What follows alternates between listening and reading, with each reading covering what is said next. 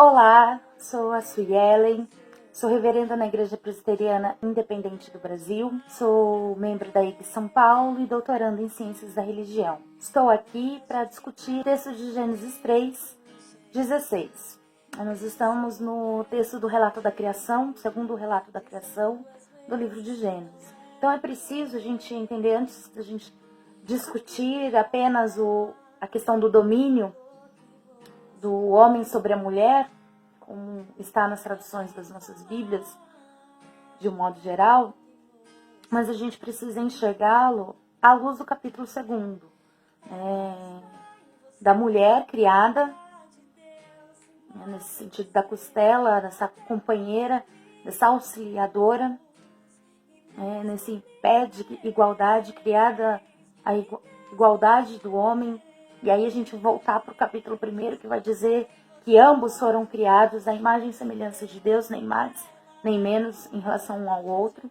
Então é preciso retomar esses textos para que então a gente possa discutir a respeito desse castigo, como é tido nas interpretações no texto de Gênesis 3:16. E antes de tudo, eu gostaria de ler a tradução que fiz a partir do próprio texto hebraico com vocês, que diz assim: para a mulher disse, multiplicarei sua dor, e sua gravidez em dor gerarás filhos. E para teu homem, desejo teu, e ele governará com você. E eu quero destacar 3 questões aqui nesse texto. Primeiro é a situação de igualdade, dessa relação entre homem e mulher, pelos próprios termos ish e shá, que sociologicamente, analisando esses termos hebraicos, dentro da sociedade do Antigo Israel, ele tem a ver com cidadãos, cidadãs livres, com homem e mulher que possuem a sua liberdade. Então, quando Deus se relaciona com o ish e com a ishá, ele está colocando a situação de igualdade. E aí, por isso, a nossa opção traduzir a preposição be como com e não em. Porque as possibilidades de tradução dessa preposição pode ser em, por ou com.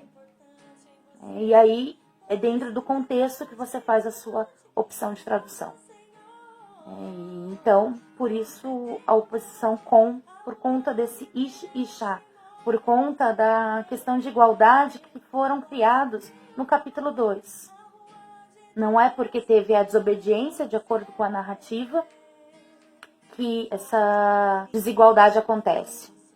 Ela continua o mesmo pé de igualdade.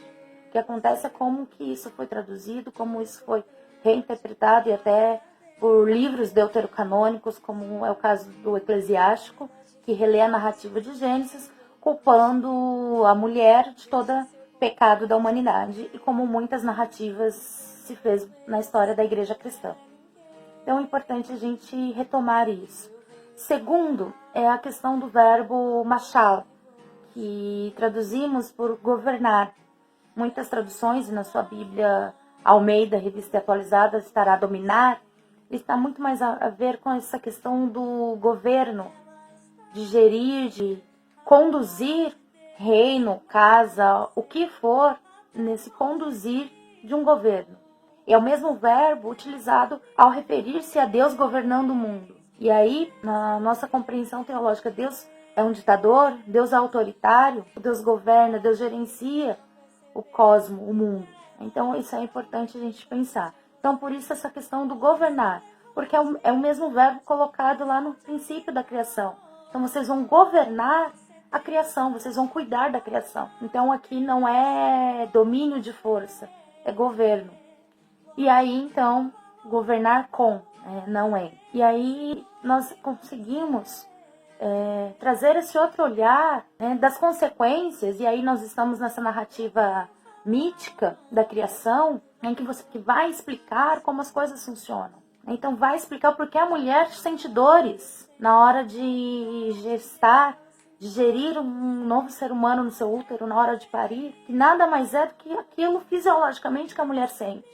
E aí se explica nessa narrativa que isso foi em decorrência da desobediência, né, de comer o fruto da árvore, mas de maneira nenhuma coloca como subjugada para o marido, né? Coloca nessa relação de pé e igualdade. E isso, Paulo depois vai trabalhar nessa questão do desejo mútuo do casal, desejo, né, esse impulso sexual de um para com o outro. Então, que isso possa servir de reflexão para nós. Um abraço e até mais.